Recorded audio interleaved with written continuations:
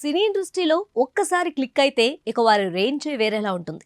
ముఖ్యంగా హీరోయిన్లైతే 2 చేతుల డబ్బులు సంపాదించుకునే అవకాశం ఉంది.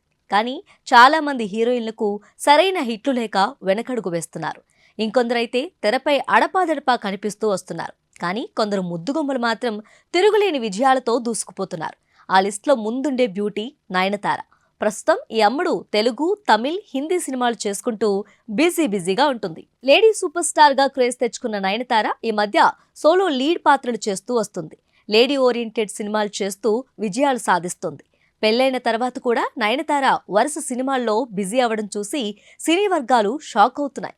నయనతార ఒక్కో సినిమాకు బడ్జెట్ను బట్టి దాదాపుగా 10 నుంచి 15 కోట్ల రూపాయల పారితోషికాన్ని అందుకుంటుంది. అంత రెమ్యూనరేషన్ అందుకుంటూ హీరోలతో పోటీ పడుతుంది నయనతార.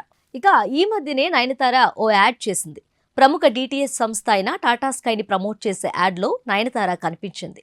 ఆ యాడ్ కోసం నయనతార భారీ రెమ్యూనరేషన్ తీసుకున్నట్లు తెలుస్తుంది.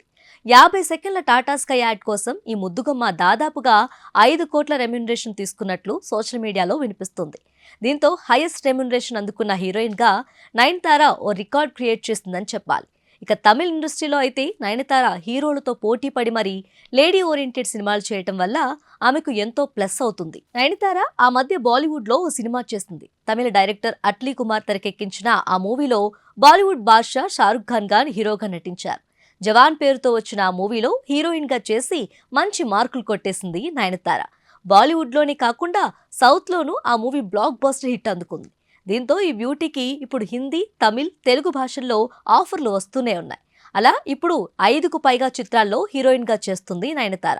ప్రస్తుతం ఆమె 50 సెకండ్ల యాడ్ కోసం 5 కోట్లు తీసుకోవడంపై చర్చ నడుస్తుంది.